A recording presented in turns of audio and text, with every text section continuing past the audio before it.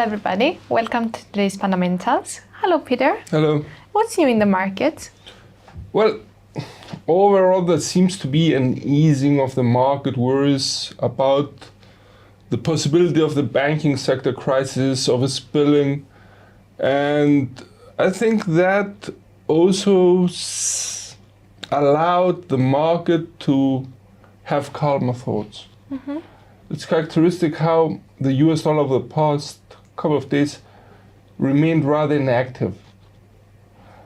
And I would also note that exactly this inactivity of the US dollar allowed maybe other currencies to take at least partially the initiative in the FX market and create independent moves, which more or less, I would add, may have created a more balanced blend of trading opportunities for traders. Mm-hmm. So I think it's quite interesting.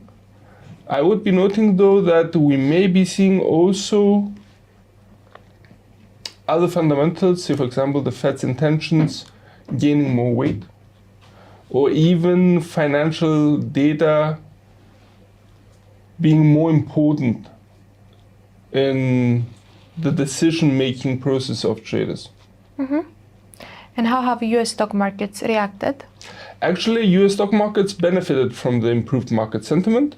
Mm-hmm. It was characteristic that all three major US stock markets were on the rise. We're talking about Dow Jones, NASDAQ, S&P 500, all three of them. And I would be noting also that there seems to be an overspilling of the positive market sentiment in the European stock markets as well. It was characteristic that the French and the German index, the DAX, practically opened with a positive gap today. Mm-hmm. And that seemed to show a more optimistic sign.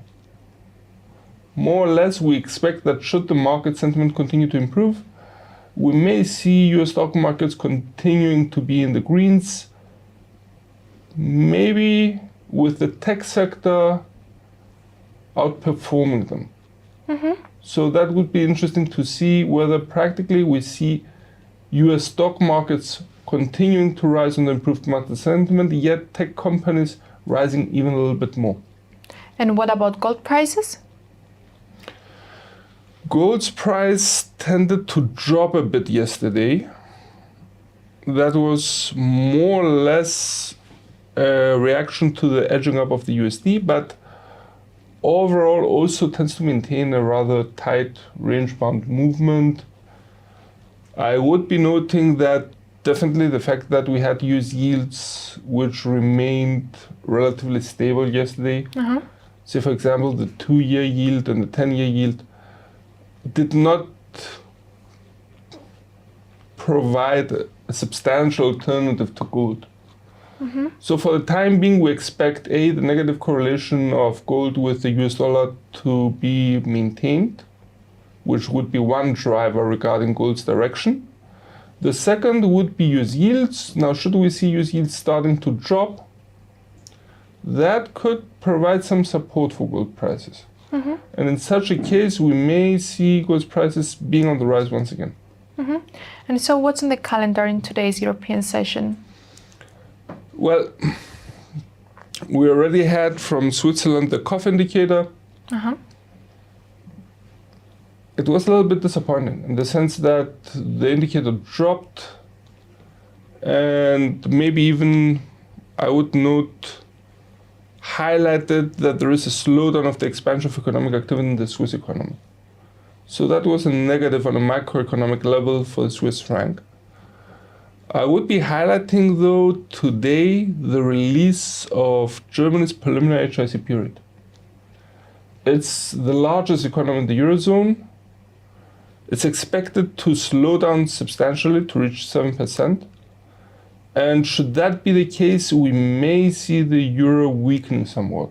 Mm-hmm. May I remind you that we had more or less the German Bundesbank, the German central bank, being the main driver behind ECB's hawkish intentions in the past.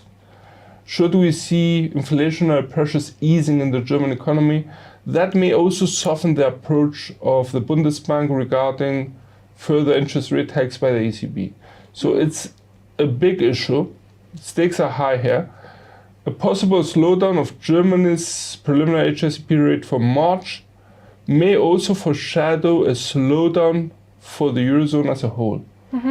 And it's interesting to note that earlier we had Spain's preliminary HSBC rate for March, which actually halved. It dropped from 6% year on year to 3.1% year on year. It was a slowdown more than what the market expected.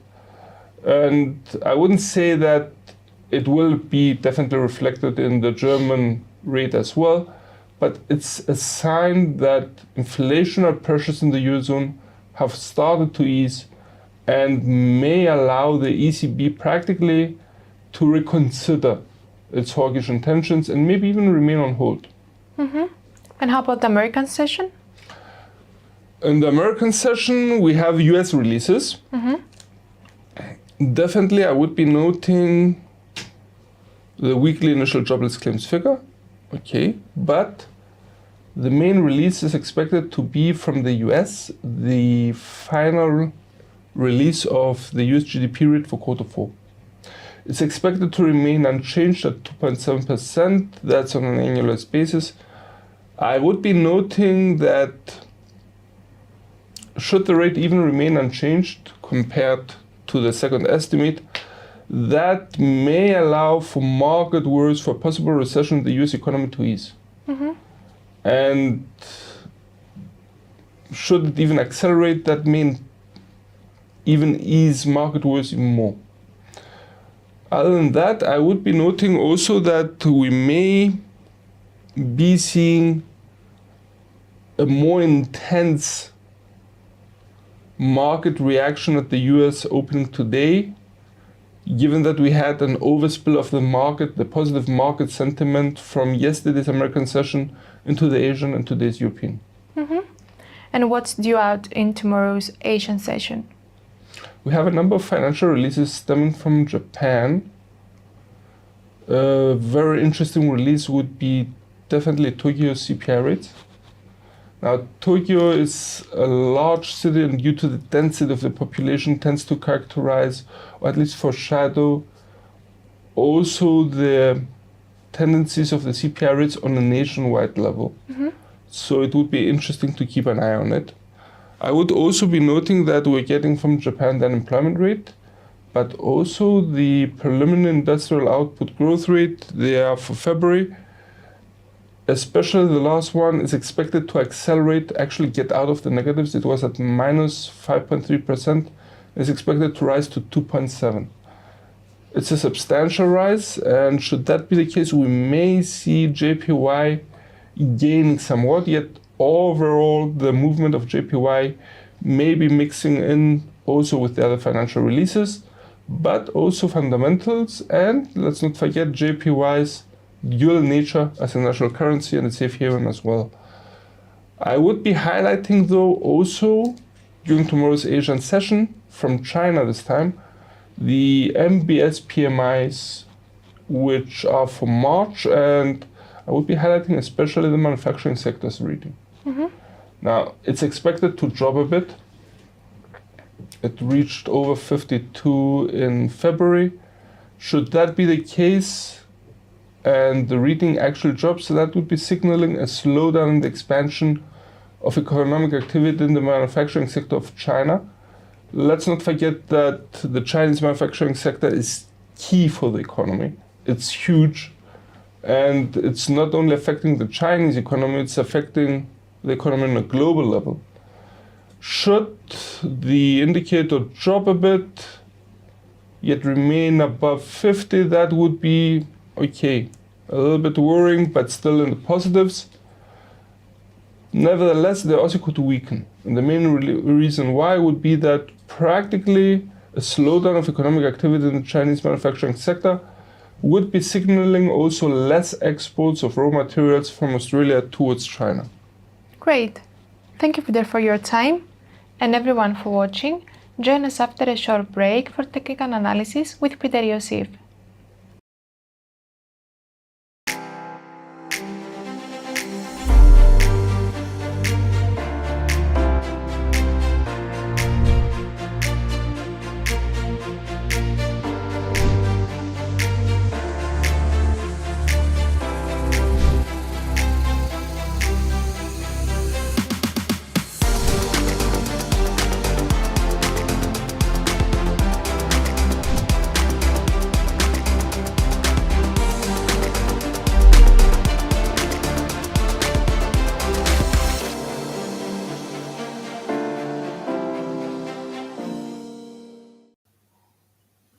So, welcome to the technical analysis part of the presentation for today. My name is Peter Iosif, Senior Market Analyst at IronFX. In front of your screens, you have the US dollar index chart. It's the 4-hour chart. All charts to be presented are to be of the same time frame unless otherwise stated. I would be noting definitely that we see some bearish tendencies in today's European session. They're very clear cut. However, they remain a little bit unconvincing. I would prepare practically to see a substantially lower throw than this one. This and this. Otherwise, we're going to be talking about the mid-level at here. For the time being though, note the RSI indicator bounced on the reading of 50 and is dropping. It's currently at 41.2. So there may be a buildup of bearish tendencies. Mind you that the 100 moving average, the 50 moving average, and the 20 moving average of the median of the Bollinger Bands are all pointing downwards, implying that there are some bearish tendencies here as well. I wouldn't be surprised to see the index starting to aim for the 101.55. Should the bears really take over, we may see even the index breaking below this one. On the flip side, should the bulls be in charge, we may see the price action taking a swing on the 102.45, a level which provided some resistance here and here, also here, back. So it's a pretty valid level. Should the R1 be broken though, then we note the 103.05 R2 as the next possible target for the bulls. Mind you that the R2 has proven its worth. It was aimed for here and was tested to the downside here and here.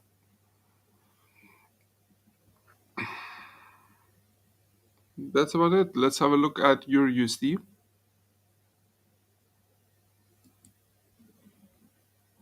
Euro USD, which has been on the rise. There has been though a shift of the upward trend line to the right.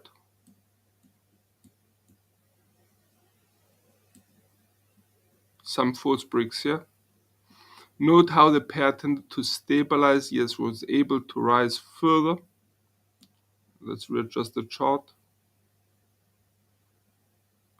Despite some analysts pointing that there was a resistance level here, seems to have been broken.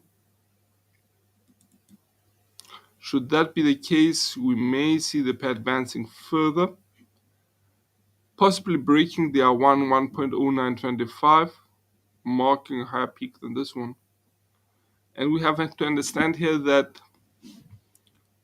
Euro USD's rise may be more related to USD weakness rather than Euro strength here. If that's the case, then we should be able to see bearish tendencies for the US dollar in more than one pair. Should the R1 be broken, then the next possible target we set is a little bit high. It's at 1.1125. On the flip side, should the pair start stabilizing, we may see the price action breaking the upward trend line we have shifted to the right, yet remaining between the R1 and the S1. So it would be a sideways motion like here. While if we see a bearish tendency is taking over the pair. We may see the price action dropping, once again breaking the upward trend line, first signal that the upward movement was interrupted, but also breaking the S1 1.0760. Lower than that, we note the S2 1.0525, a level which provided support here, here, and here. So that's pretty valid. For the time being though, we tend to maintain a bullish outlook for the pair, primarily based on three factors. Definitely the one factor would be the upward trend line. And as long as the price action remains above the upward trend line, we tend to maintain our bullish outlook. The second factor would be the fact that practically we have the 20 moving average, the 50, and the 100 moving average all pointing upwards,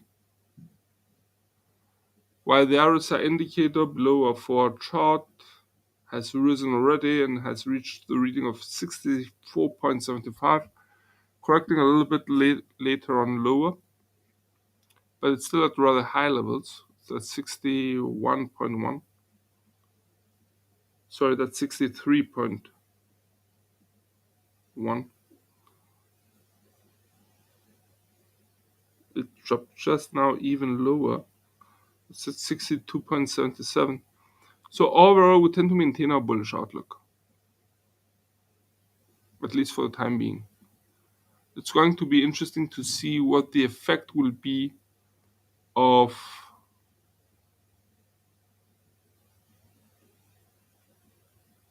the release of Germany's preliminary HICP rate for March. Mind you that we had already the release of Spain's preliminary HICP rate for March. Let's have a look at the market reaction at the moment of the release.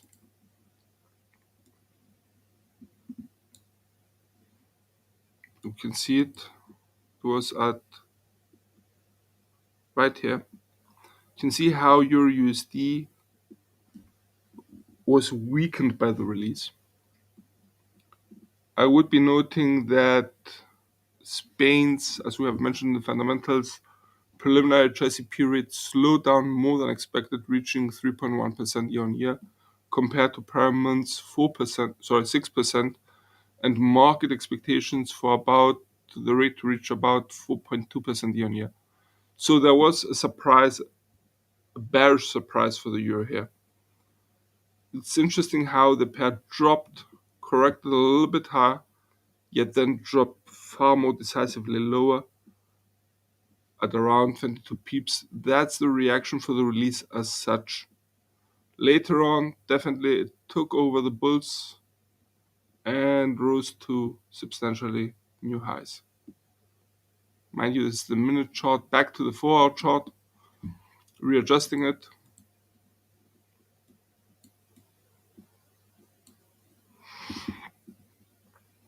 Let's have a look at cable.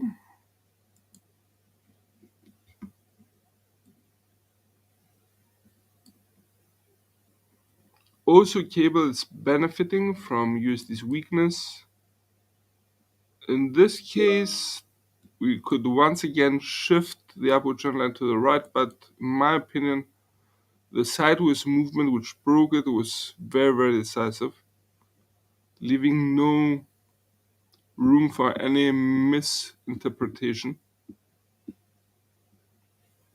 And for another bullish outlook, I would like to see the price action reaching, if not even breaching, the R1 1.2435, a level which we have to note here rests on the continuous tests. The spirit, it served practically as the upper boundary of the sideways motion, and that was early in the year, practically since the 17th of March. 17th of January, up until the 2nd of February. While on the other hand, even higher, we note the 1.2590, which has to go way, way back.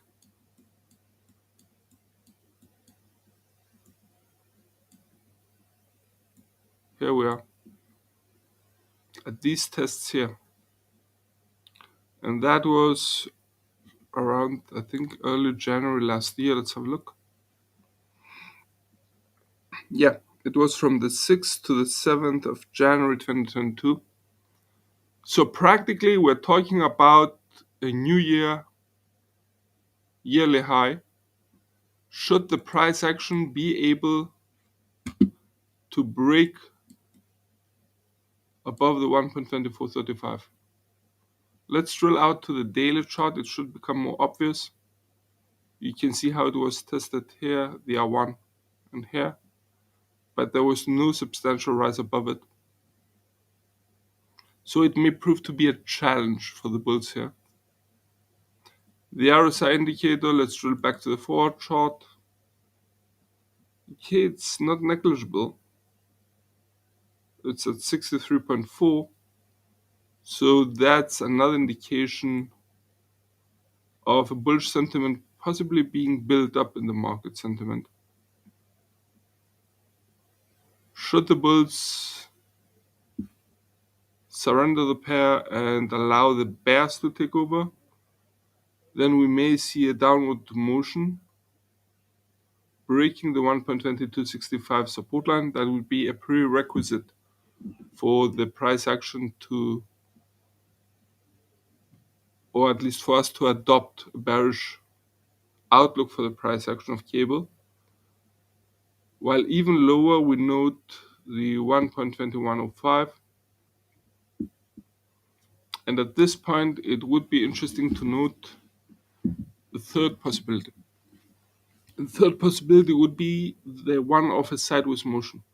We can see that the price action over the past 48 hours remained exactly in a rather narrow corridor, which more or less, given also the breaking of the upward trend line, tends to highlight that possibility to be maintained. Should that be the case, then we may see the price action remaining in a tight sideways motion, but we would be setting it in the wider context of the R1 1.2435 and the S1 1.2265. It's a range of around 200 pips and 170 pips to be more exact, and that would allow it to move like this. Moving now to USD/JPY.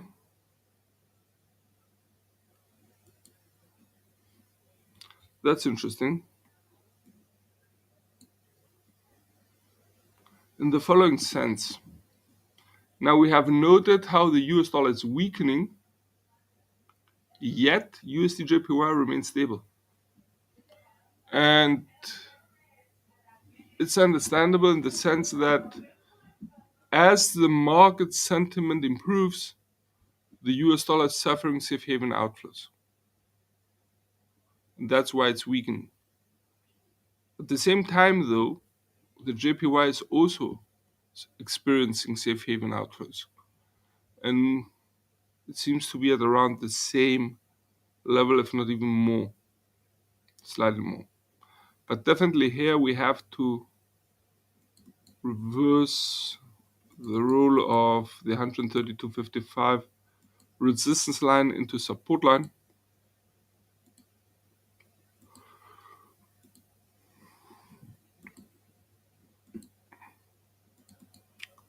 Let's go hunting for a new resistance level.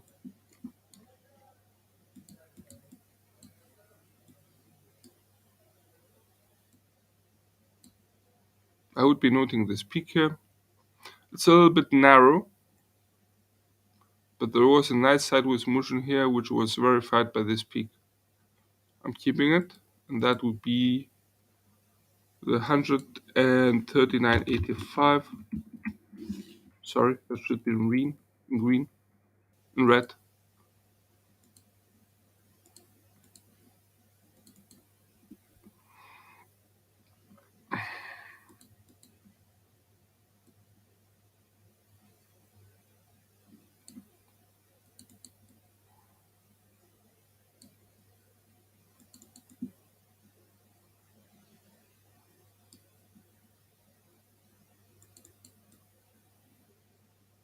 Let's correct the labels by starting with a very positioning of them.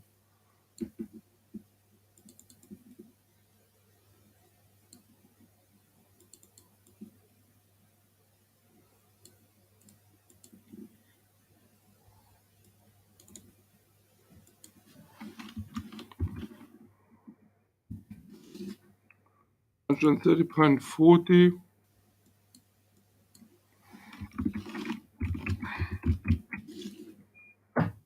132.55 becoming now the first support line, which is being constantly tested.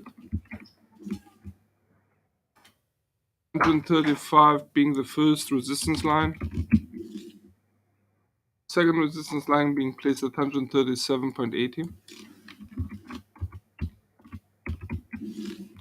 And final resistance line being placed at 139.85.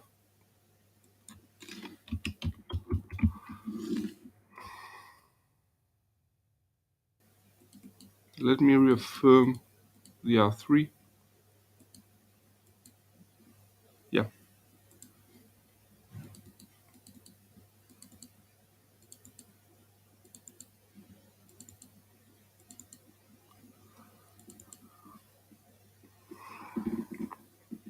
Now, what's the direction?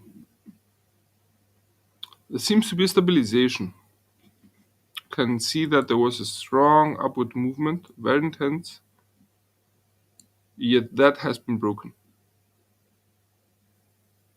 So on the one hand, we tend to maintain the view that the sideways motion of the past 12 hours may be maintained up until tomorrow, allowing for the pair to remain with a very low volatility characterizing the price action and remaining above the 132.55 support line now. On the other hand, though, we have to note that the RSI indicator tends to remain at rather high levels. And in that case, that would imply that there is a strong residue of a bullish market sentiment, which may push the pair higher, allowing it to start aiming for the R135 resistance line. On the flip side, should the bears take over, we may see the price action dropping, clearly breaking the 132.55 support line, and start aiming for the 130.40 support level.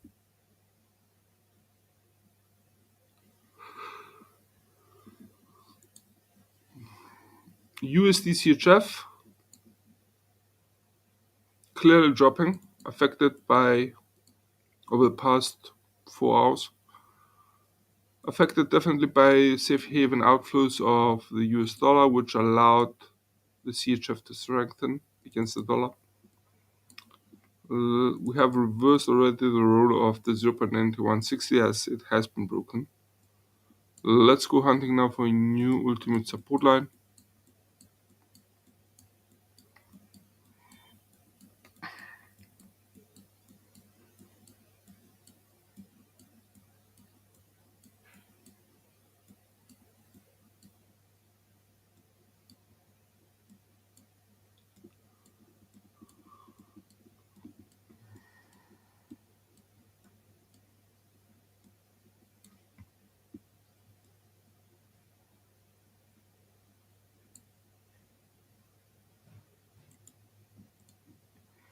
See this sideways motion here.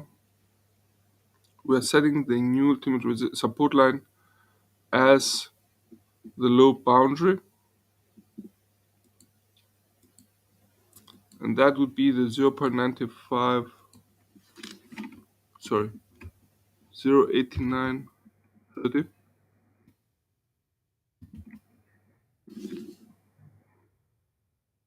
Could be 35.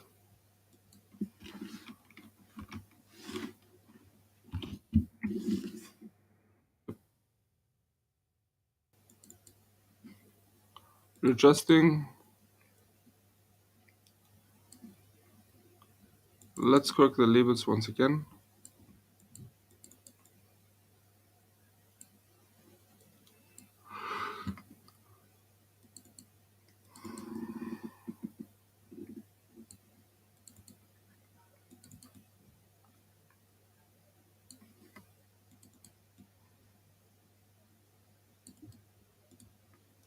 Starting with the R3, which is now being placed at 0.9335. The R2, which is being placed at 0.9240. The R1 at 0.9160.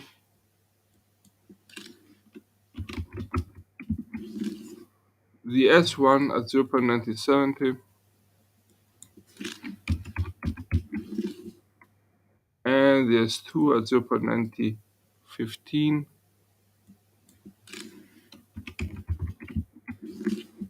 the S3 at 0.8935.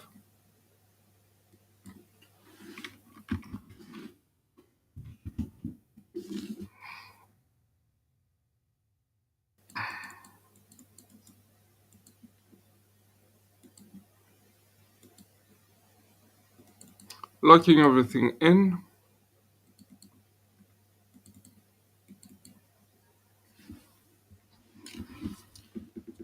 Now let's talk direction. Definitely the fact that the R1, the S1, 0.9160 has been broken and now turned to resistance tends to imply that there are some bearish tendencies here. Also, the fact that the RSI indicator is currently below the reading of 50 and still falling. It's currently at 41.75. Both of that tend to concur on the possibility of the bearish price action being maintained, and that could allow USD/CHF to actually start aiming for the S1 0.9070, a level which provided support once here and the second time here.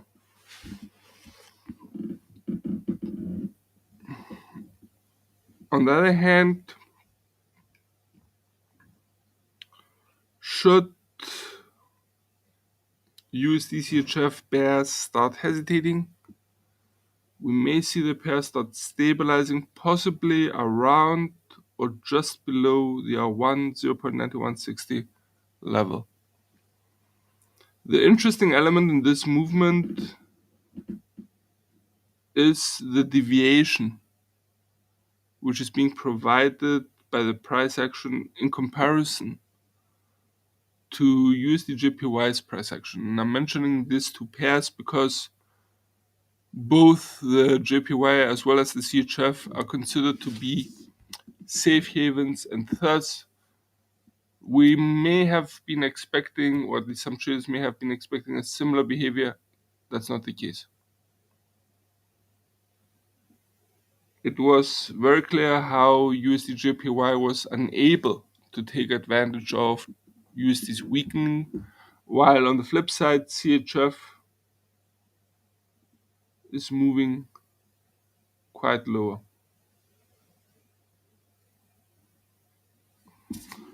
Okay, let's have a look now at commodity currencies, starting with the Aussie.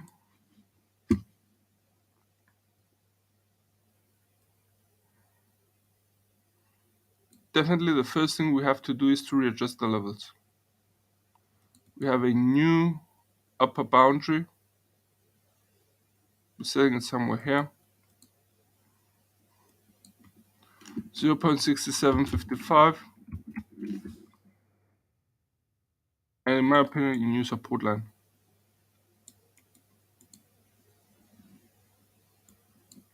0.6625. Let's have a look at S2.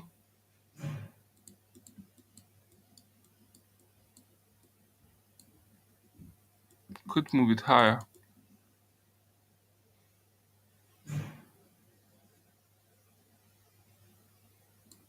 Resting on this peak here. It was reaffirmed here as well.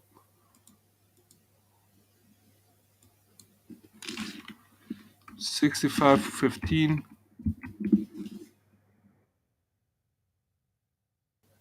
Maybe 20. Yeah.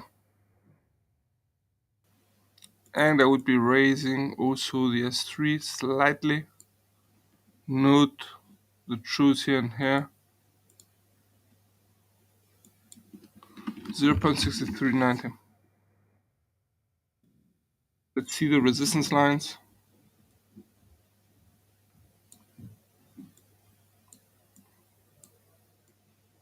Here, the first resistance line was extensively tested. The R2 was practically a former support line, but given that the price action is below it, we switch its role from a resistance line to support line. Also note how or where the R3 rests.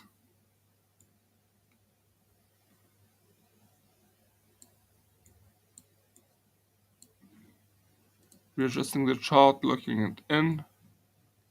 Let's correct those to the labels.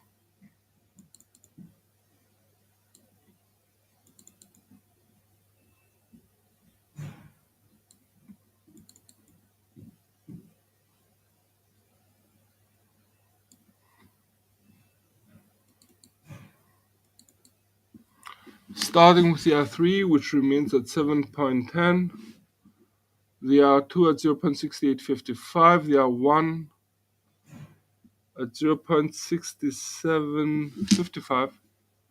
Let's verify that. Yep.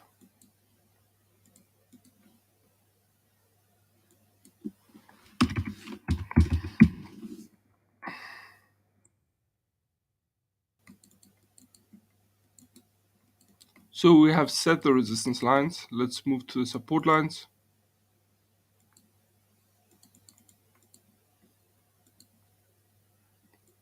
The S1 at 0.6625.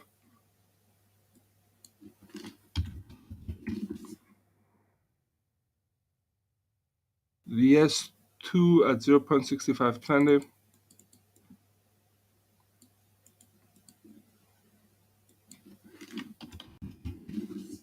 And the S3 at 0.6395. Let's have a look. No, it's at 0.6390.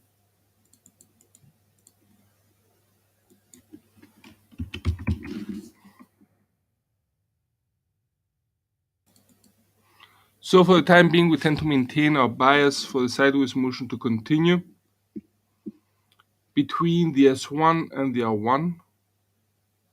We're basing this expectation practically on the movement of the price action since the 13th of March.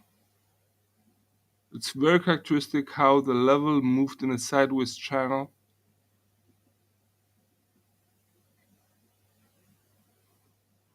On the other hand, we have to note here that the RSI indicator has risen above the reading of 50, albeit it's correcting a little bit lower. Nothing so decisive just yet, but should the bulls take over or for bullish outlook, I would require a clear break above the 0.6755 resistance line, which provides resistance here. Next possible target for the bulls could be the 0.6855, while for the bears, for bearish outlook, we would require the pair to start dropping, break the 0.6625 support line, and start aiming for the 0.6520. I would be noting that there was a wide discussion up in the research desk about this. Yes, I see the case that there may be continuous higher truths and higher peaks, at least partially. But in my opinion, exactly this is an issue, in the sense that the pair fails to actually create higher peaks than the previous one. And I would feel far more comfortable if I saw the price action breaking the R1 before actually adopting a bullish outlook. Let's have a look at USD CAD.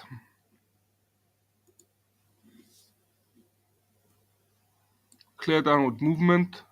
There's no question about it. It's indicative how the pair is dropping. Note the downward trend line we have just shown. Consecutive lower peaks and consecutive lower truths. And definitely a breaking of the low boundary of the pair's past sideways movement tends to highlight the bearish tendencies as the pair practically approaches now the 1.3520 support line. For the time being, we have switched already the 1.3665 support line into a resistance line, and now we have to go hunting for a new ultimate support level. Unlocking the chart. Nice truths here.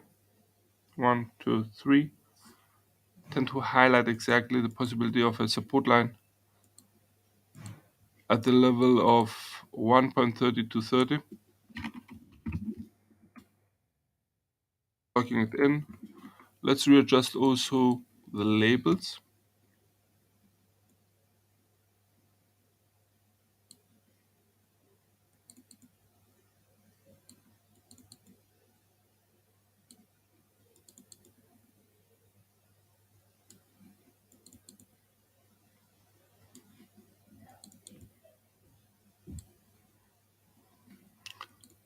Starting with the R3, which is now being placed at 1.3975.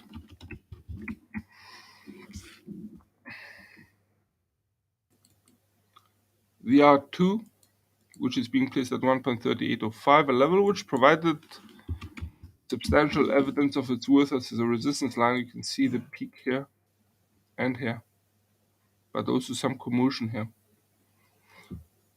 Then we move to the R1, which is now being placed at 1.3665. Used to be a support line, especially as the pair was moving in a sideways motion right about here.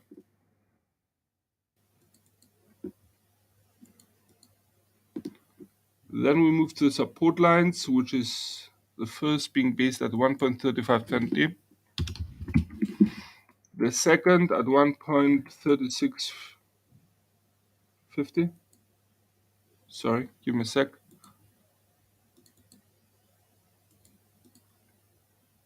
Yep, that's correct. Let's have a look also at the second support line. That would be 1.3385, sorry, 65, sorry.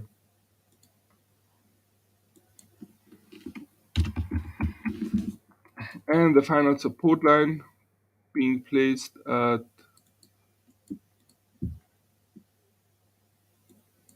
1.3240.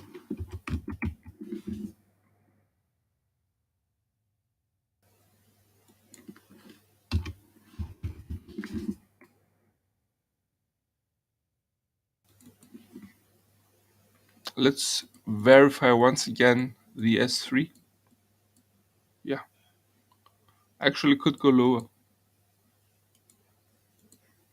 1.383230. Yeah, just to capture this shows here, the shadows.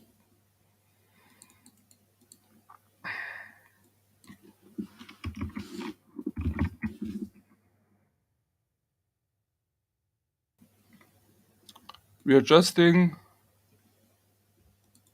locking everything in. Okay, the direction here is definitely a downward movement, which seems to be maintained. Actually, it's pretty strong. And I would expect the downward motion to be maintained as long as it remains below the downward trend line we have just drawn. I would be drawing your attention to the relative strength of the 1.3520 support line, a level which provided successfully support here and resistance here, so it was tested on both sides. While even lower, we see the 1.3365. The RSI indicator is actually at the reading of 30, also just below it, actually implying a clear-cut bearish sentiment of the market, which may continue to feed the downward motion even further. So that should sum it up from all of us here at IronFX. Best wishes for solid trading.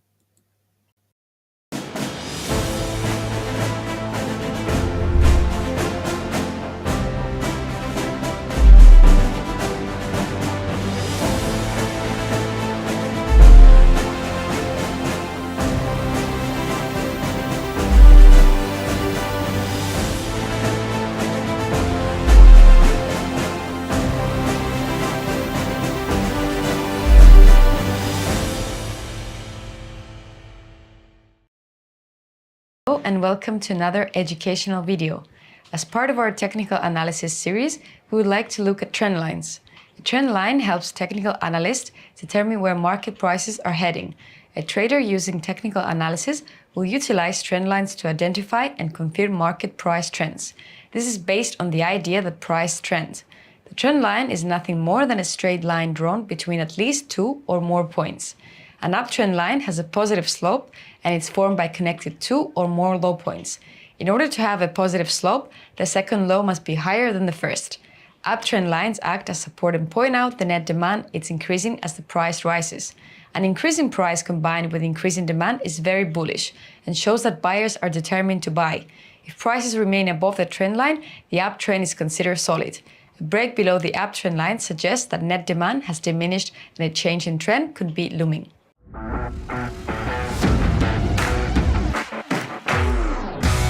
A downtrend line has a negative slope and is created by connecting 2 or more high points. The second high must be lower than the first for the line to have negative slope. To confirm that the trend line is valid, at least 3 points must be connected. Downtrend lines act as resistance and demonstrate the net supply is increasing as the price drops. A falling price combined with increasing supply is very bearish and shows that sellers are determined to sell. If prices remain below the downtrend line, the downtrend is considered solid.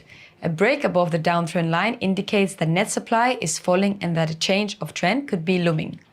The trend line becomes more important and more credible as the number of price extremes that can be connected by a single line increases. The validity of a line that connects only to price extreme is questionable.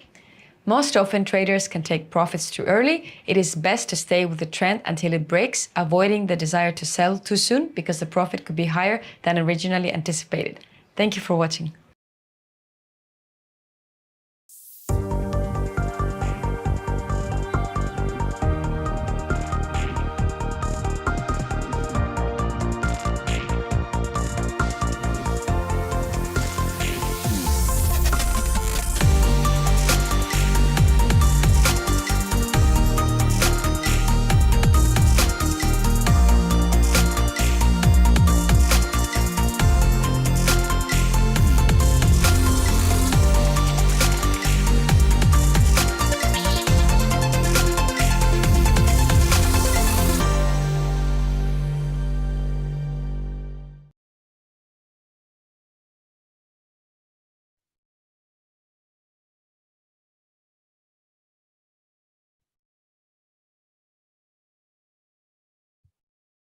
Hey guys, thanks for tuning in.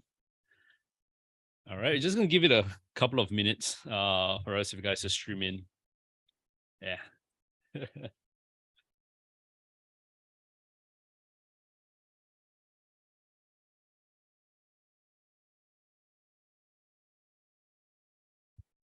Okay, good stuff. Nice to see quite a number of you guys coming in. All right, we've got Derek, Jerome, Kevin, Mark, Promise, Samit, Sven, Vijay, a couple more streaming in.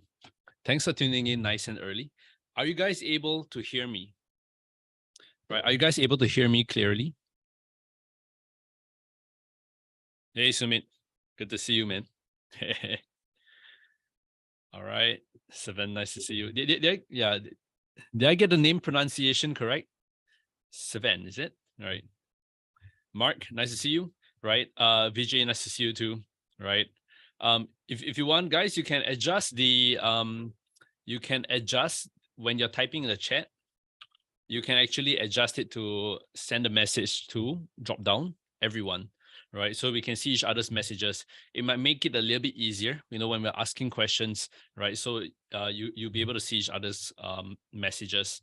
And it might be a little bit clearer on let me change. Yeah, it might be a little bit clearer on what someone else has asked. All right. But today's trading strategy, right? Today's webinar is a pretty exciting one. It's on the candlestick pattern trading strategy, right? I think most of you guys will be familiar with some form of candlestick trading, right? Price action, right? I'm not sure. Do any of you guys over here use price action or candlestick in trading? And if you could share with me, what are your top patterns you use? Right? Do you use the engulfing candles? Do you use the maybe the head and, no, not sorry, not the head and shoulders. I mean the tweezer top, tweezer bottom, right? Gravestone dojis, dragonfly dojis, right? If you want to, please share with me a little bit so I roughly know the knowledge level, or rather like familiarity that you guys have when it comes to using candlesticks and price action in trading. All right. Now, of course, what I always encourage you guys to do is that I literally have another screen open here by the side, just monitoring the questions that you guys have. So if you have questions, please send it through right away. Don't wait until the end of the session, right? Because if you send it at the end of the session, trust me, we rarely ever have time to answer everyone's questions, right? So all right, Mark, right? I'm sure you enjoyed today's session, right? It's a very I will really explain how candlestick patterns work, right? I will explain how candlestick patterns work and also the anatomy of a candlestick. So you get a better understanding of like, what is this amazing thing that we use, right? Promise, yeah, if you have a question, please send it through, right? Don't worry about raising your hand, right? I'll be able to attend to you. Clear voice, all right, awesome, Derek. I'm glad you guys can hear me. Okay, now disclaimer as usual, guys, remember everything in this webinar is educational in nature, so nothing should be construed as investment or trading advice. Please do your own little due diligence before you guys trade, all right? Moving on, right?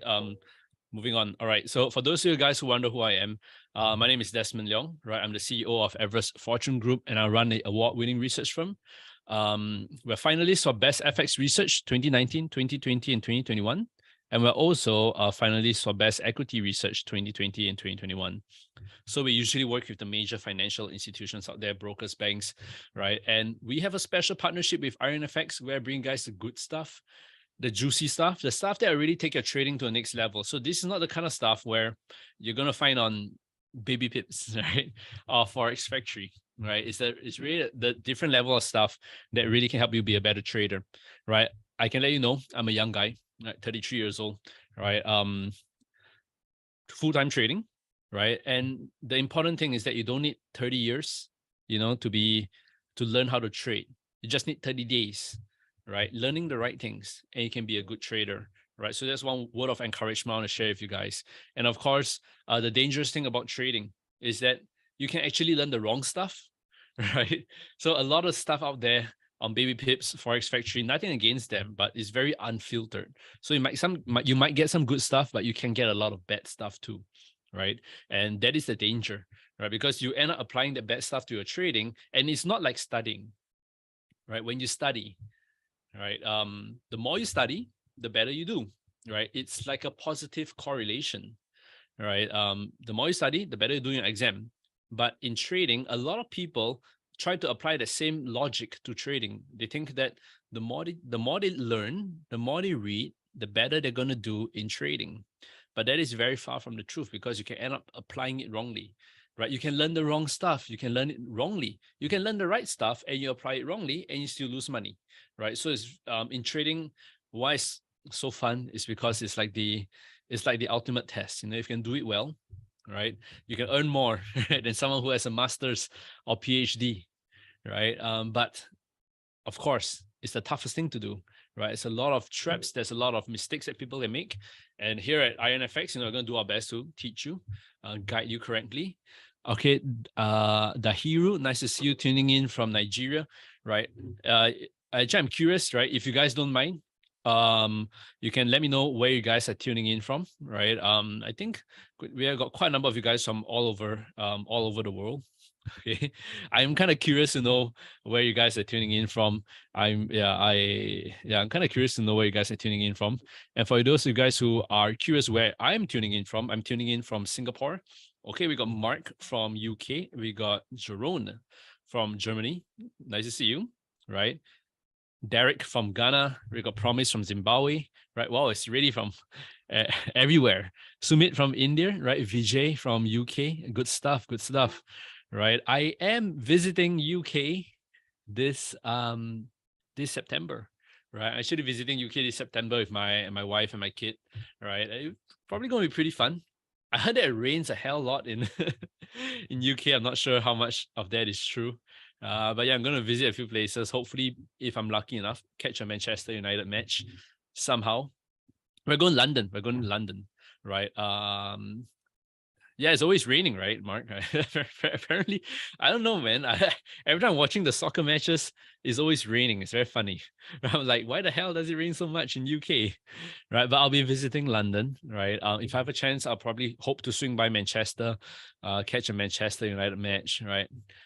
Finally, I'm a Man U fan, so hopefully I can finally catch a match live with them there. But yeah, I'll be in UK in September. You can hit me up there. All right. I'll hit some of you guys up there if I happen to be doing a webinar there. Okay. Now, let's begin today's session. Right. Before we begin, I want to point you to a few important places. Okay. The first important place, IronFX.com. You click on this thing called VIP room.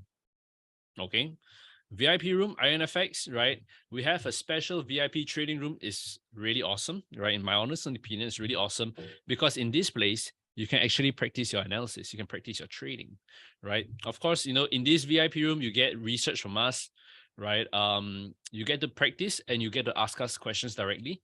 Any of you guys who use Discord or Telegram would be familiar with the way that you can add mention people and stuff. And of course, that's me. If you want to request for a market forecast, you can do that too. You can ping me and say, hey, Desmond, what's up? Can you take a look at Euro Pound for me or Euro Dollar, right? If I'm around, any of my team is around, they'll be able to answer you. Okay. It's a pretty fun place, right? You need $250 in your IronFX live account to get access.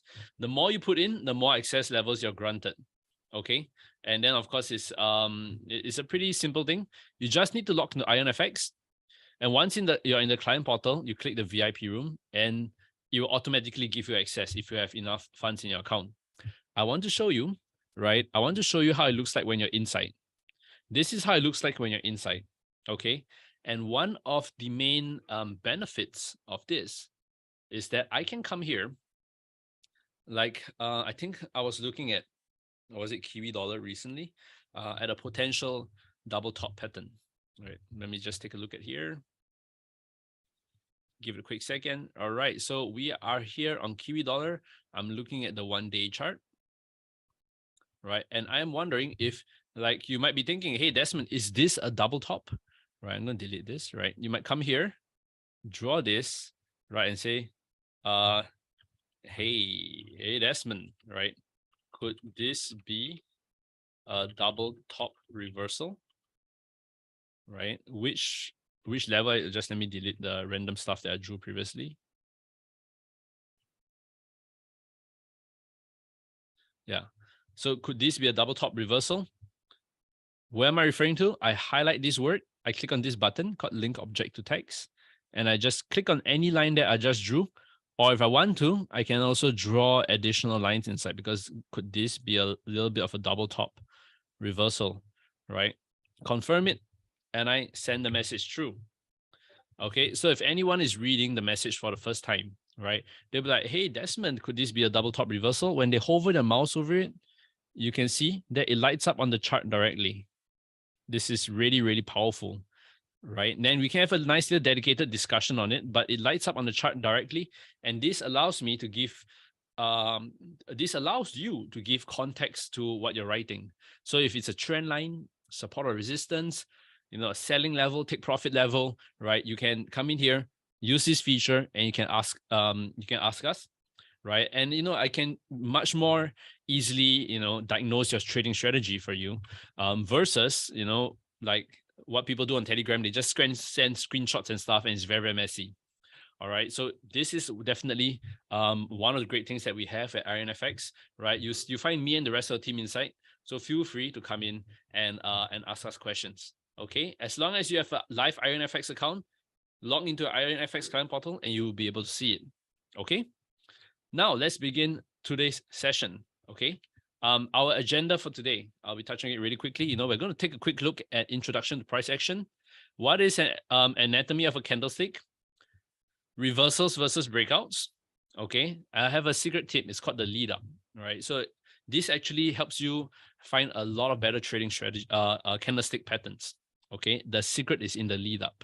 All right, I'll be sharing you some of my most effective patterns, 3 or 4 of them. And then I have an MT4 candlestick indicator giveaway. Okay. One of the most popular indicators on Google or in the world, right? You search for best MT4 candlestick indicator, right? Number 3, this one by the Forex Army, right? Of course, that's me over there, right? Yeah, I've created one of the most popular candlestick indicators. It's one of the most powerful indicators too, right? It takes a while to load here and there. Yeah, but it's one of the most powerful indicators. It's pretty expensive, but we're going to give it away for free, right? As long as you have an IronFX account. I'll be sharing with you a little bit more details on how you can get it later towards the end of the webinar. So hang around, stick around, and I'll let you know how you can get it, all right?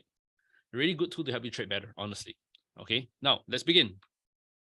Anatomy of a candlestick. All right, anatomy of a candlestick, right? When you look at candles, most of the time, right, you see a bullish candle or you see a bearish candle, right? They are not necessarily green and red all the time, right? Just that what you need to know about candlestick is that there's an open price, right? There's an open price over here where it starts. Now, imagine the journey. Imagine the journey of a candlestick, right? It goes all the way to the top, all the way to the top, right? It comes all the way. This is the high of the candlestick. So you notice there's this thing called the wick, right? The wick, or some people call it the shadow, right? That's where it goes all the way to the top, then comes all the way to the bottom. Price comes all the way to the bottom, right? So that's where there's a lower wick, right? And then it comes all the way to the top and it closes over here, right? So if the closing price is above the open price, it's a bullish candle, right? It's green. If the where's my mouse? If the closing price is below the open price, right? That means it's a bearish candle. The little wicks here, as you can see at the top and bottom, basically just mean like how high or how low price actually went during the candlestick. Okay, so this is anatomy of a candlestick. There are many different chart types out there, meaning that you have the line chart, you have the bar chart, you have the candlestick chart, you have the variations of the candlestick chart like the Renko chart and the Heiken-Aishi chart, but the most popular one are the candlestick charts because it gives you a lot of information at a glance, and it also gives you the trading psychology of a trader when they are using the candlestick chart. Okay, very, very useful. I really, really like it. All right, so when it comes to trading, right? When it comes to trading, we actually honestly only want to know two things. Is price going up or is price going down? All right. Is it bullish or is it going to be bearish? Okay. Now, very simply, what do I mean by what do I mean by this, right? When you have a level over here and prices over here is going up, is going up, is going up, is going up, and it touches this level, one of two things can happen. If it breaks out of this level, this is what we call a breakout. Okay. If it reverses from this level, that is what we call a reversal. In trading, you only want to know whether it's going to be a breakout or it's going to reverse. Okay, I'm going to repeat that again. In trading, you only want to know if it's a breakout or if it's a reversal. All right. If it's a reversal, yeah, then it comes down, right? This is when price reach resistance. The opposite is true. When price is coming down, it touches this level, it can either bounce, which is called a reversal. That means it reverses its direction, or it can break out, meaning that it breaks through that level. Now, candlestick patterns are very useful in helping you get a good chance of forecasting this accurately. Of forecasting a bounce, of forecasting a reversal, or forecasting a breakout, depending on your candlestick pattern. Let me show you why. So we have a channel over here. Okay, in this example, we have a nice little channel, right? A nice little channel, bullish channel going upwards, right? Price is kind of dropping very strongly over here. What happens is that price drops all the way to here and it forms a morning star formation. Okay, a morning star formation. A morning star formation meaning that there's a nice little I think it's like there's a bearish candle. There's a bearish candle, there's a nice little star, and then there's a bullish candle. Okay, this is called a morning star formation. So a morning star formation formed right at the trend line, the channel support, right? This is a very good indication of a possible bounce, right? So you can see from here, what happened is that price did start to bounce up very nicely. Okay, so this is the thing, right? When price reaches this level, right? What you want to do is there are a lot of different candlestick patterns you can look at. Some candlestick patterns help you forecast whether the bounce is going to happen, and some candlestick patterns help you forecast whether the bounce is not going to happen, right? So this is what I mean by a reversal. Okay, very simple reversal. We're going to look at the flip side, right? What happens if it's not a reversal? This example over here, nice resistance. Price has reacted off this level 1 time, 2 times, 3 times, 4 times, 5 times. This is a very nice resistance level. Okay, and price is currently over here.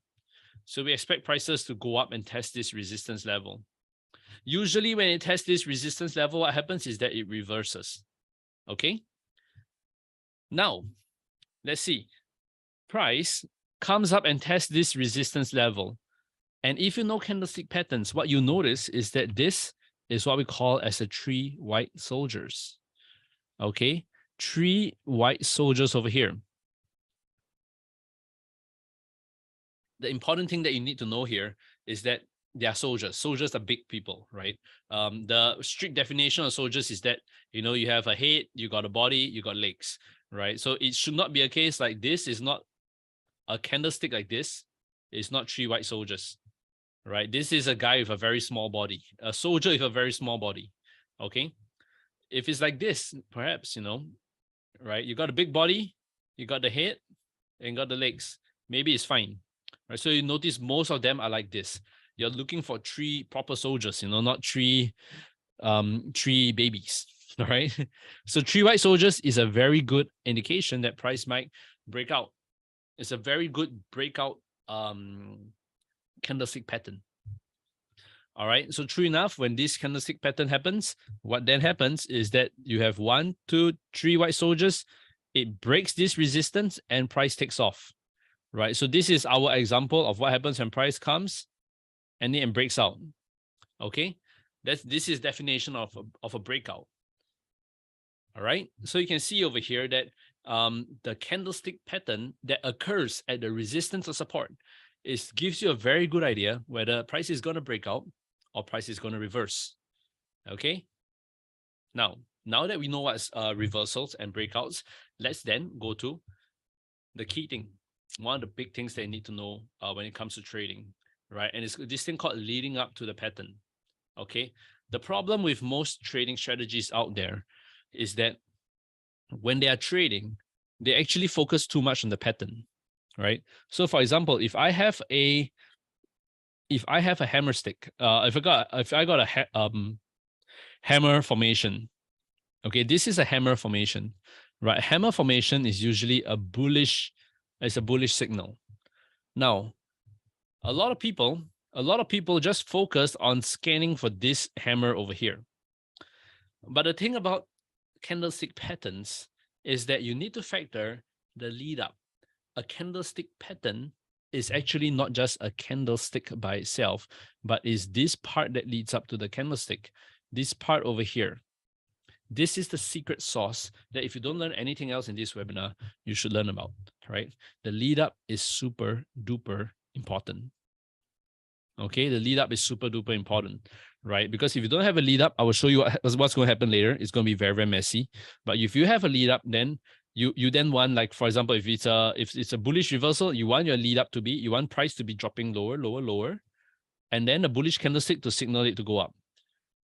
Okay, you can't have a bullish hammer, right? When price is kind of rising upwards this way. When price, technically they are both the same candlestick. This is a bullish hammer candlestick. This is a bullish hammer candlestick. They can look exactly the same. But if price is coming down this way, this makes it a very nice bullish reversal sign. But if price is coming up this way, it changes from a bullish hammer into a hanging man. And that becomes a bearish signal. So you see, just changing the lead up, right, to the candlestick pattern changes it from a bullish to a bearish or bearish to a bullish kind of a signal.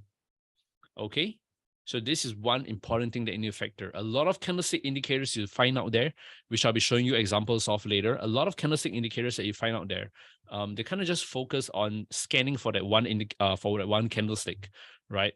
Hammer, okay, this fulfills the criteria of a hammer. There you go. They don't factor the lead up to it. All right, the candlestick indicator we created, right, does factor the lead up to it. That's why it's so effective. This is how it kind of looks like. You notice that there'll be a bullish hammer candlestick pattern over here. And price did take off very nicely from there.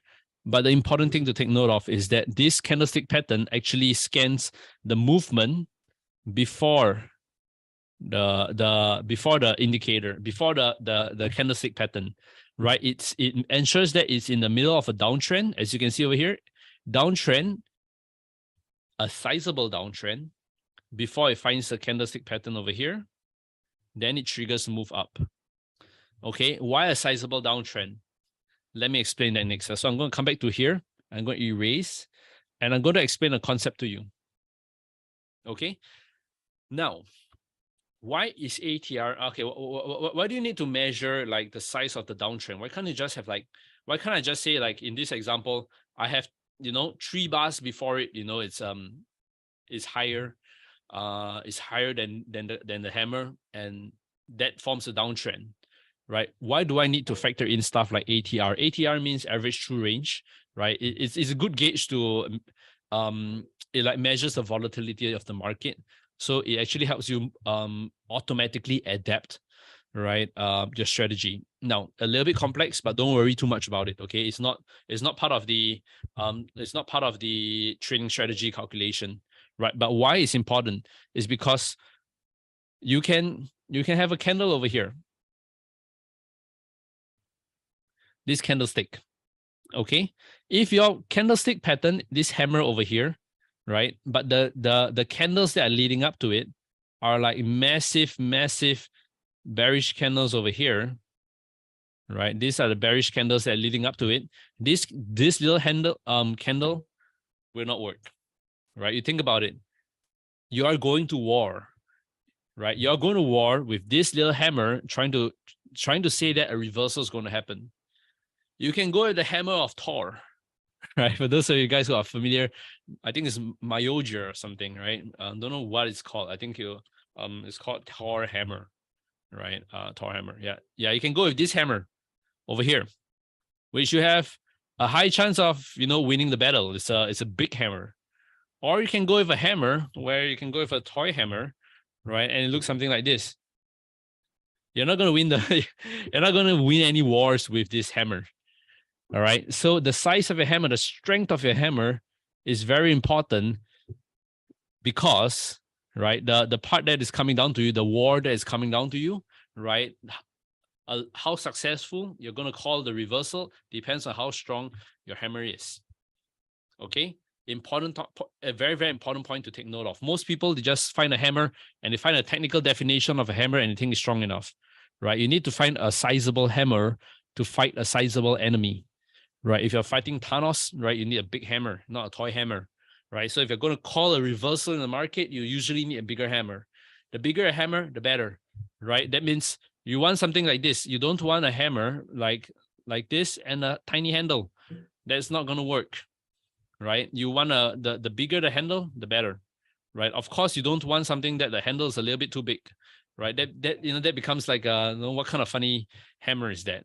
Okay, so you need the group proportion of it too. Things to consider, right, when it comes to trading, right? Things to consider when you find a hammer. So this is a nice little hammer, as you can see over here. This is the opposite of a hammer is a shooting star, right? So imagine you take a hammer, right? A hammer over here, you flip it upside down. Right, it's a shooting star, right? So the opposite of a hammer is a shooting star, not necessarily a hanging man. It's a shooting star like this, right? And it's very, very good at calling reversals. The bigger it is, the better, right? And of course, you need to find the lead up to it, right, before you take the fight. Before you take the fight and you call the reversal, okay? So if you know how to do it correctly, this is the candlestick indicator that we have. We are repeatedly consecutive good trading signals that we have. And each time it reversed really, really nicely. And it's because when it comes to trading, you need to factor in like at least so many different kind of factors, right? Most candlestick indicators don't do this properly. And I'm going to show you what happens if there's no lead up, how it looks like. Okay, so this happens when there is no lead up. Okay, so this is a HMR, hammer, hammer, hammer, hammer, hammer, hammer. Technical definition, this is a hammer. You can see this hammer over here. It is a hammer. There's a head, there's a handle. There's a head, there's a handle. There's a head, there's a handle. There's a head, there's a handle. There's a head, there's a handle. All of it are technically correct that it is a hammer, right? You got head, you got a handle, you got a head, you got a handle.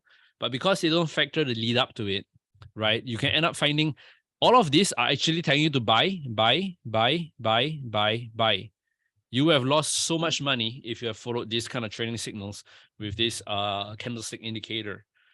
Okay, and that's the danger of it, right? And that's what most candlestick indicators out there do. Right, they just use the technical definition, right? The head is like that, the handle is like that. Bam, that's a hammer.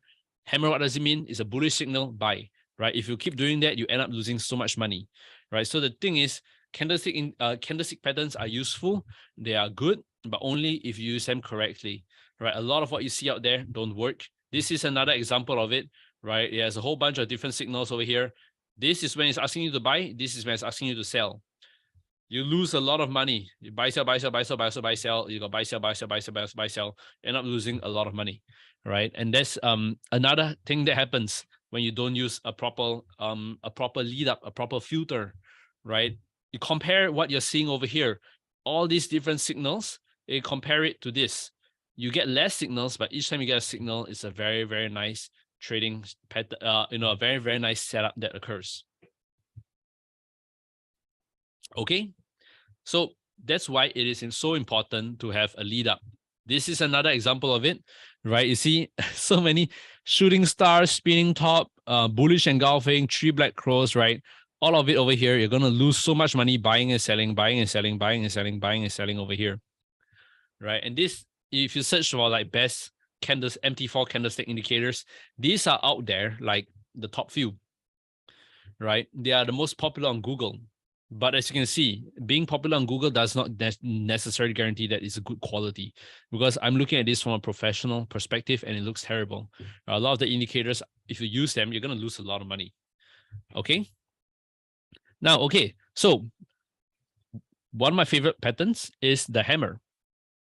A bullish, the hammer is actually a bullish signal, right? As you can see over here, this is a hammer. Now, very, very important thing to talk about. Why I say hammer bullish is because I don't like this version, the hanging man. Both of them, if you look at it, they are a little bit like a hammer. They have a head and they have a handle, right? But a hammer is actually only good for a bullish reversal. Let me explain to you the concept. Okay, let me explain to you the journey of price. So price is going lower, lower, lower, lower. Once it reaches this level over here, let me explain to you the journey of price, right? It reaches this level. The bears, which are pushing prices down so strongly, actually push prices all the way down, all the way down, all the way down to here. The bulls take over. They push it all the way up, all the way up, all the way up, all the way up to here. And not only all the way up to here, it pushes it even stronger to overpower the bears, and it ends on a high, right? So it ends over here, and that's why it's a nice hammer triggering a bullish signal. Okay, now let's look at the opposite, the hanging man, right? So you can see the bulls are pushing prices up, pushing prices up, pushing prices up. When it reaches this level, right, the bears actually start pushing prices down. So you can see that the bears are successful in pushing prices down, but the bulls take over and it pushes prices all the way back up to over here. So you notice that the bulls actually end on a high. Right, so this to me is not as strong as this, right? In the first case, right, the bulls overtake the bears, end on a high, and goes all the way to the top. In this case, the bears, although they were kind of effective, they actually push it all the way down, and the bulls take over and reach over here. Just give me a quick second. I need to just give me a quick second. I need to check something. All right, guys. Once.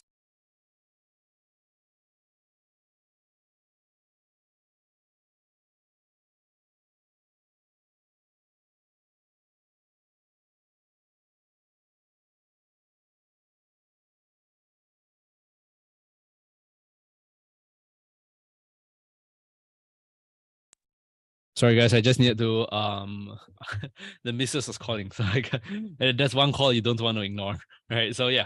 Anyway, I'm back. Sorry about that. Right. So yeah, the hanging man, right? You notice that the bulls, all right, actually took over all the way and it took the fight to the bears. So it's not as effective. So when it comes to using this kind of hammer pattern, it's usually good for a bullish reversal, not a bearish reversal. Okay. Next thing that I want to talk about, right? So you can see if you know how to do a bullish hammer properly, you have a nice little lead up to it, bullish hammer, and bam, you can see prices go all the way up. Okay. The opposite is true for a shooting star. So shooting star, I specifically mentioned is bearish. Why? Because in this example, you notice a shooting star forms something like this, right? This is a shooting star. A shooting star can happen at the bottom or at the top. At the bottom, they call it an inverted hammer. And it kind of sucks, right? I don't really like it, right? Because what happens? Price is going down, price is going down, price is going down, right? Price comes all the way down to here. The bulls push it all the way up, but the bears push it all the way down and it ends almost close to the bottom. It's not exactly a good thing if the bears are able to take the fight to you so much. So even though it's a bullish reversal, right, it is actually a weak, it's a weak sign of it happening. So I don't try to use it here. It is much more stronger when it's calling a bearish reversal, right? Even though they look the same, a lot of people think that, you know, all candlestick patterns, you know, whether it happens at the top or at the bottom, bullish or bearish variations of it is the same. But the truth is, right, it's a lot better in a bearish setting. No, when calling a bearish reversal, because you got price, you imagine this, right? You got the bulls pushing prices all the way up, reaches here, and the bulls were like, all right, let's take over this town, right? They keep pushing prices all the way up, all the way up, all the way up. The bears take over, knock them off their perch, push them all the way down to the entry, push them beyond the entry, and it ends over here. So that usually has a lot more bearish momentum to take prices down and call a reversal. That is why when it comes to a shooting star, you use it for reversal. Okay, you don't use it for you use it for a bearish reversal. You don't use it for a bullish reversal. Okay. If you know how to do it correctly, you can see it works out very nice. Nice shooting star over here, right? Bam, price goes down. Nice shooting star over here, bam, price goes down, right? But of course, the trick is in the lead up. You must find a proper lead up, right? You must find a proper lead up. If you have a good lead up, you got a good pattern, gives you a really good chance they can call a successful reversal. Okay, guys? Now, the Dragonfly and Gravestone Dojis, they're my third favorite, right? My third favorite setups, right? These are how it looks like, right? Dragonfly looks like this, you know. Imagine there's a doji, right? There's a Dragonfly doji, and there's a Gravestone doji. When you see a single line like this, that means the open price and the close price, right, are exactly the same. These are very strong signals, are pretty strong signals, right? And like most cases, the bigger the dragonfly, the stronger it is, right? So if you see a tiny dragonfly over here, it's not going to work out that nicely. But I see a dragonfly, a massive dragonfly, right? Firstly, run for your life, right? It's a bit scary. But secondly, it's going to be better at calling a bullish reversal. It's going to be better to call a bullish reversal. Same thing as a gravestone, right? You see a gravestone, a small gravestone means nothing.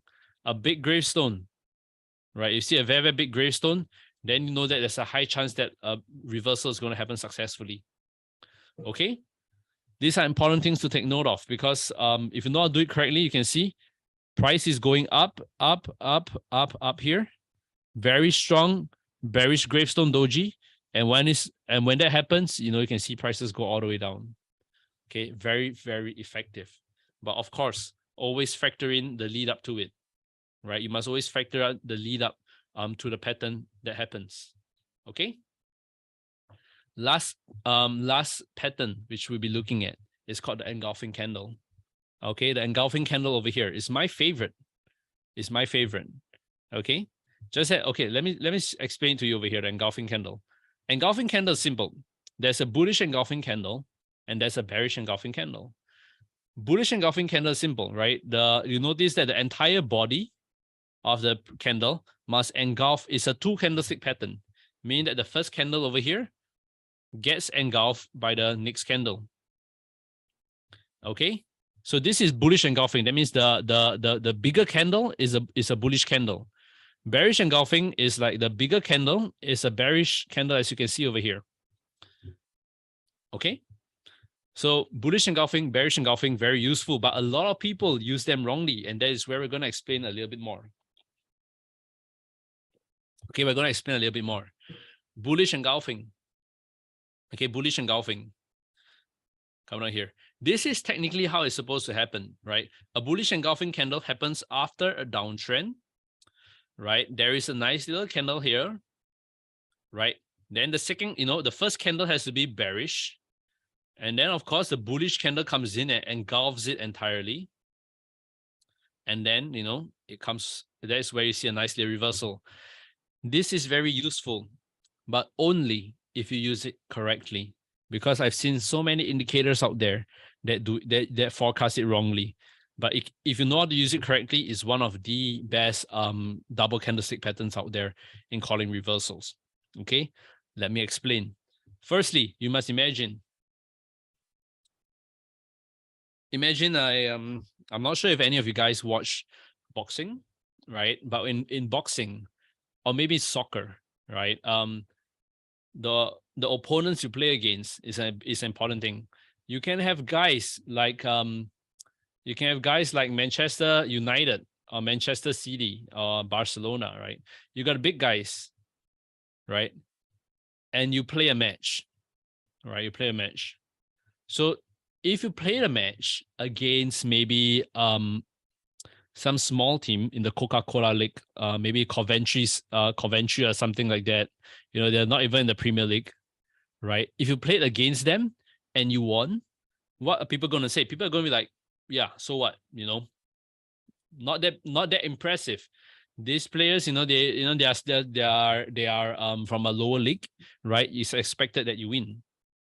But if you played against a bigger one like Manchester City or Liverpool or Barcelona, right? If it's this matchup over here, then it's a very, very big, exciting match. 2 big heavyweights playing against each other. Then, if Manchester United wins, they'll be like, okay, Manchester United, we are bullish on Manchester United. They have a chance of winning the Premier League.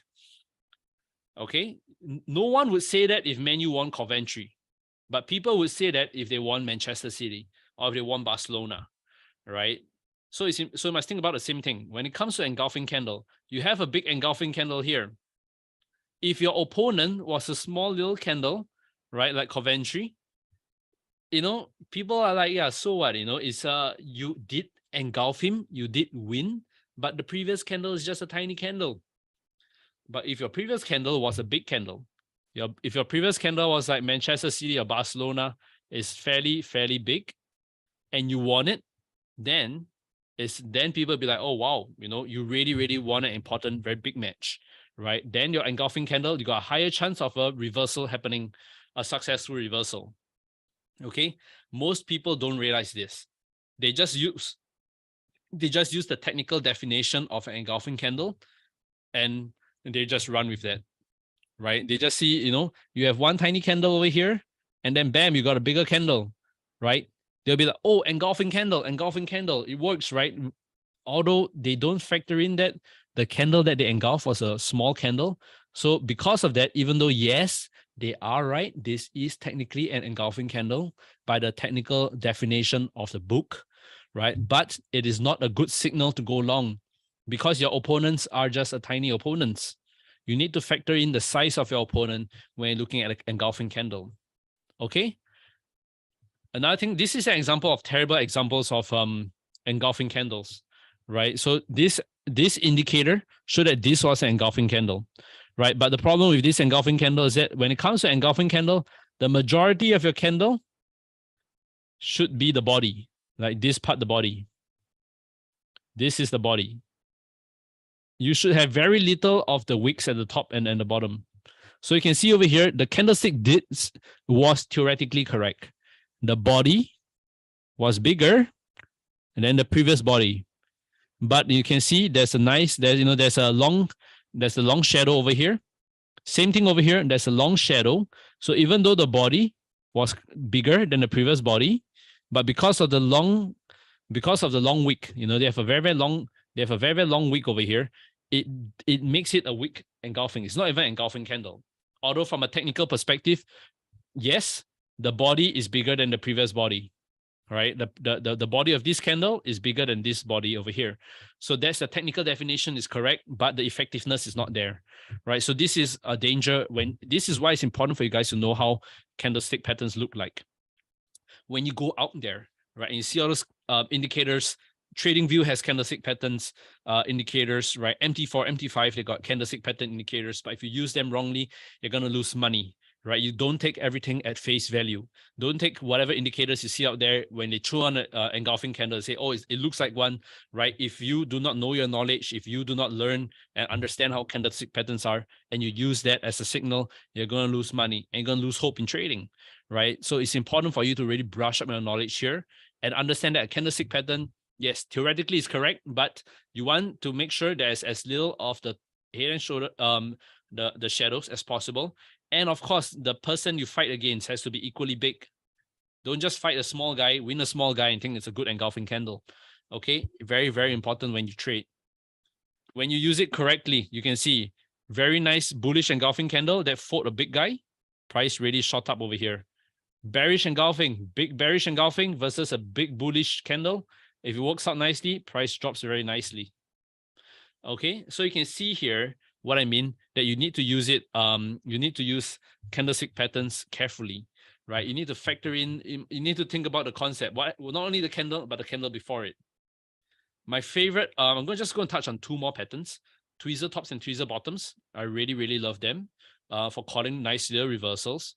Not much to explain here. Just remember, in a bit of a downtrend, why I like this is because of the psychology behind it, right? Imagine price open here, got pushed down to here, all the way down, and then it end over here.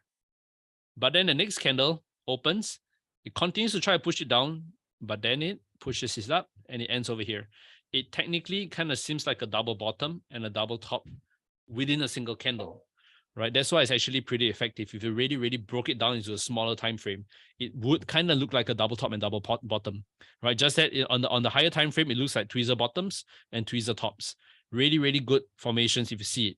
Importantly, is that tweezer, you have to look at price kind of the extreme levels of the tweezer, right? It should line up pretty similarly to each other. Okay, as you can see over here, it's not like one tweezer is like this and one tweezer is like this, right? It's not like this, both tweezers end about at the same level. Okay. Another of my favorite pattern, triple candlestick pattern, morning star, evening star, right? It requires 1, 2, 3, 1, 2, 3. This happens a lot less in Forex because you don't get that much gaps over here, right? You can see the gaps over here. You can see the gaps over here. This happens a lot less in Forex, but it happens a lot more in indices, in shares. So if you do see it, right, it's a pretty good one to use, right? But if you ever wonder why you don't see the gaps that much in Forex, is because of the gaps. A lot of people talk about these patterns out there, but you won't find it that easily because of the gaps. Like in this case, for this to happen, price needed to gap down all the way down to here, right? To be the open price, move all the way up to here to be the close price, then it gap up again to be here. So these kind of gaps don't happen that often. Okay. Last one, 3 black crows and 3 white soldiers. Very, very good. Very, very good reversal, very, very good momentum indicators, right? 3 black crows. What you want to notice is that the crows are all of the same size. The soldiers are all of the same size. And remember, they need to be bigger than average, right? That means you're not looking for 3 tiny crows, right? 3 tiny crows. You're looking for 3 sizable black crows, right? So you're not looking for 3 sparrows, right? You're looking for 3 crows. Same thing as soldiers. You're not looking for 3 baby soldiers, three babies, looking for three white soldiers, sizable soldiers. Okay, really, really good for calling reversals.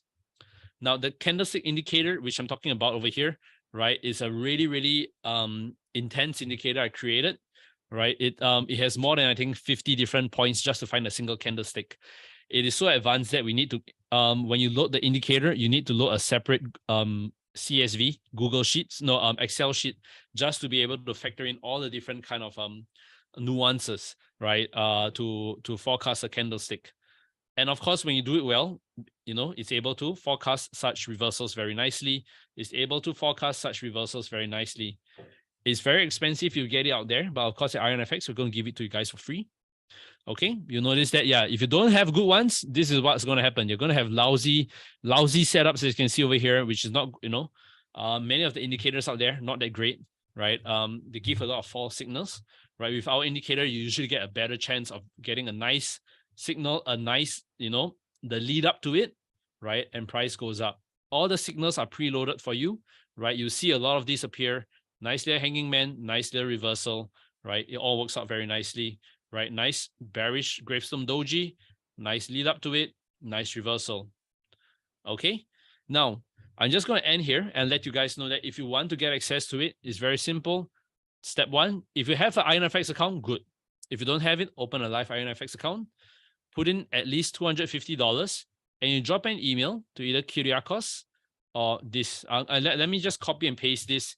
Let me just copy and paste this so that you guys are able to can I just copy this? Yeah, just let me. Yeah, just let me copy and paste this to you guys. So so you can drop the email. So just drop I'm just gonna copy it to here for you guys.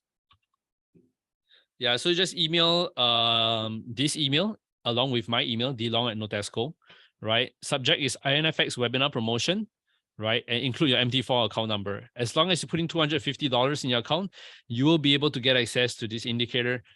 I will unlock it for free for you guys, right? I'm the creator of the indicator, so it's easy for me to unlock and give you guys access, right? It's the good thing is that you don't need to pay any money for it. People have paid quite a bit of money for this, but for IronFX, we have a special promotion where you don't need to pay money. All you need is to have a live account with them. Okay. Now, guys, if you have questions, please send it through now. Otherwise, thank you for staying through this entire webinar. I really appreciate you guys hanging out with me. I hope you found this webinar useful. I hope you've learned a lot, right? And yeah, I hope it helps you become a better trader. Okay, guys, right? Remember, yeah, when you're using candlestick patterns, you're using price action. Exercise proper discretion when you use it, right? If you know how to use it properly, you can really become a better trader. Okay, I'm glad you learned a lot. Thank you guys for sticking throughout. I hope the rest of you guys also learn a lot. Sumit, thank you. Jerome, thank you. Right, Mark, thank you too. Welcome. Right, it's nice hanging out with you guys. Right, I will catch you guys maybe tomorrow or next week. I need to see when is my next webinar. Right, but yeah, have fun. Tomorrow, exactly 24 hours from now, we have a for those of you guys who want to know, I think we have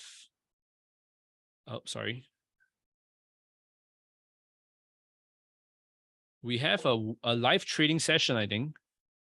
Yeah, we have a live trading session in 24 hours, I think. Thank you, Sven, right? Thanks for hanging out with us throughout. Yeah, so I think we have one coming up. Let's go for the English one. Yeah, trading straight. Oh, Cassandra will be doing it in 24 hours, right? Really, really good trader. Passed the MyForex funds FTMO quite a number of times already.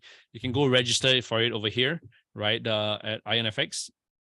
Yeah, IronFX, you can go register for it over here. She'll be giving you a trading strategy clinic to teach you, help you diagnose your different trading strategies. She's part of the team that I have, right? She's a funded trader, really good trader. Yeah, so go register and see her there tomorrow. All right, guys. Thank you, guys.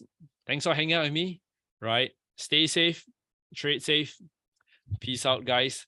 I'll catch you guys either tomorrow or in a week. Okay? See you guys. Adios. Bye-bye.